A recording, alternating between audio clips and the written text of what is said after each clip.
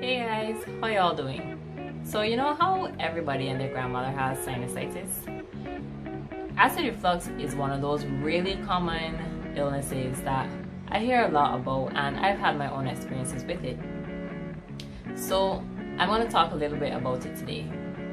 Acid reflux is a medical condition where the acid in your stomach that is being produced is usually produced in excess, or it refluxes back into the esophagus. So you have the stomach and the esophagus. So when you eat, you swallow food, it goes to the esophagus and then goes to the stomach.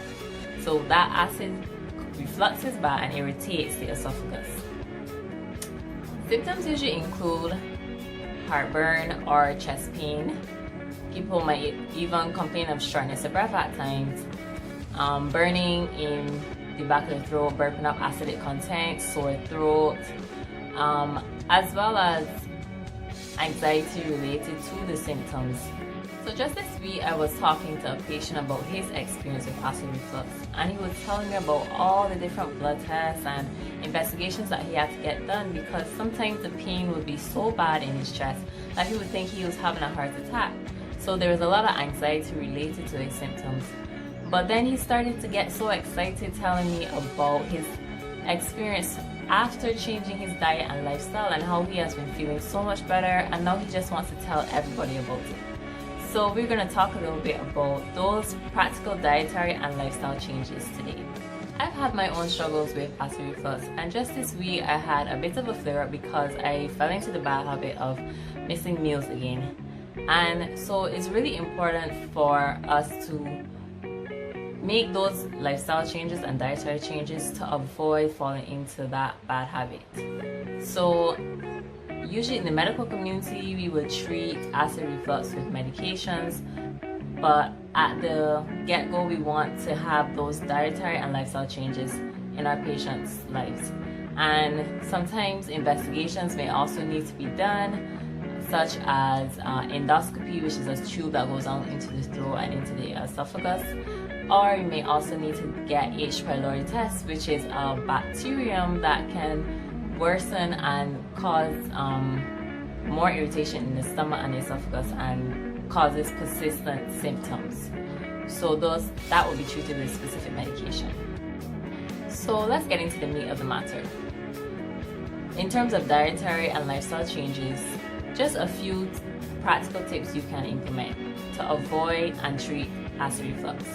Number one, foods that you should avoid or limit include spicy foods like curry or black pepper, as well as citric foods like grapefruits, lemons, oranges, coffee, peppermint tea, uncooked onions, and for some people they may even get irritation from wheat or gluten. So those are things that you should try to avoid.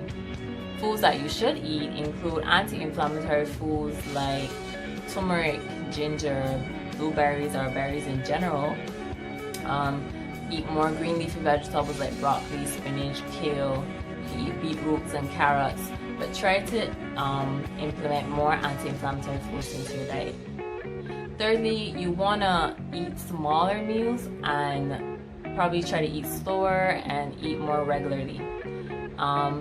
Try your very best not to skip meals, because that really causes increase in the acid that is produced.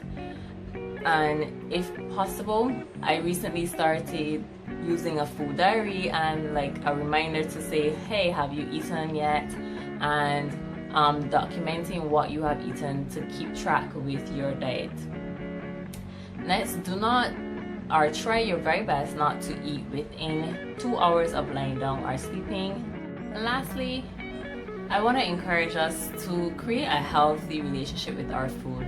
So a lot of times we might think, oh, it's easier to just buy quick fast food, or it's harder to invest in healthy foods. But it is possible to have a healthy diet on a budget, and it just takes more time in terms of meal prepping and looking up recipes.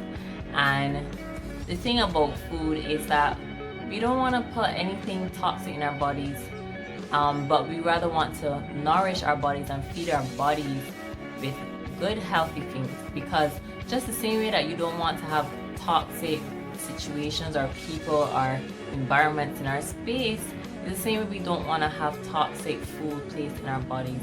So see food as something that you want to have a healthy relationship with, and I would encourage you to try a new healthy recipe every week, to encourage you to keep on that healthy journey.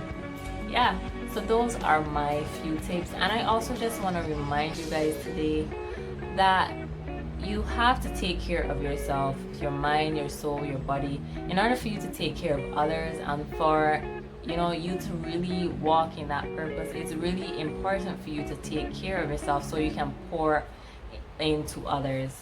So yeah, I hope you enjoyed this short and sweet video, and I pray that you will be blessed. Have a great week, and may you walk in wholeness today. Bye.